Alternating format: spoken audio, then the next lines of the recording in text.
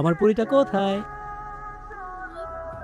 ছেলেটাকে ও আসলে ছেলেটাকে দিবা আমার বয়স। আমার বিয়ে করা স্ত্রী আমার অবর্তমানে আমার বাসায় আর একটা ছেলের কোলে মাথা রেখে শুয়ে আছে, কি সুন্দর করে পরিচয় করিয়ে দিচ্ছে তার বয়ফ্রেন্ড। ওয়াও, আমি তোমাকে কত ভালোবেসেছিলাম। তুমি যদি অন্য কাউকে ভালোবেসে থাকো তাহলে দিনের পর দিন এরকম ভালোবাসার নাটকটা কেন করলো আমার সাথে? বিয়ের আগে একটাবার আমাকে বলতে পারতা না তোমার একজন বয়ফ্রেন্ড আছে? আমি বলতে চেয়েছিলাম, আমি সেদিন তোমাকে বলতে চেয়েছিলাম, কিন্তু তুমি আমার কোনো কথা না শুনে, আমার সাথে কথা না বলে বাবা আমাকে গিয়ে বলে দিলে যে বিয়ের তারিখ ঠিক করো। সেদিন যদি তুমি ওই লজ্জা পাওয়ার নাটকটা না করে আমার সাথে এসে 2টা মিনিট, জাস্ট 2টা মিনিট কথা বলতে, তাহলে আজকে এরকম কোনো সিচুয়েশন তোমার ফেস করতে হতো না।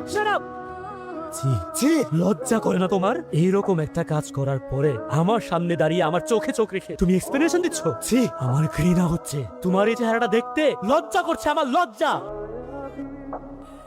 আজকে থেকে দিদিবার সমস্ত দায়ী দায়িত্ব তোমার। সংসারে অনেক ধরনের মনোমালিন্যতা হবে, কিন্তু তোমরা নিজেরাই নিজেদের মধ্যে এটা সমাধান করবে। আমাকে কথা দাও বাবা, তোমরা দুজন দুজনের থেকে কখনো আলাদা হবে না। আসসালামু আলাইকুম স্যার। তোমার ম্যাডামকে দেখেছো? জি স্যার, একটা ছেলে লাগে গাড়িতে করে চলে গেলেন।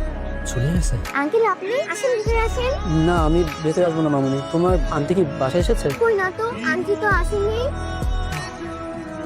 শুভ্র, তুমি ভিতরে আসো বাবা। আঙ্কেল বললো আন্টিকে খুঁজতে এসেছি। দিবার কি আসার কথা ছিল? হ্যাঁ, আসার কথা তো ছিল। আমি বলেছিলাম যে অফিস শেষ করে আমি একা চলে আসবো। দিবার তো আসেনি, তাহলে আমি এখন আসি। আসার যেহেতু কথা ছিল, চলে আসবে। তুমি ভিতরে আসো বাবা। আমার আসলে খুব ইমার্জেন্সি একটা কাজ আছে, আমি ওটা শেষ করে তারপর আসবো। হ্যাঁ।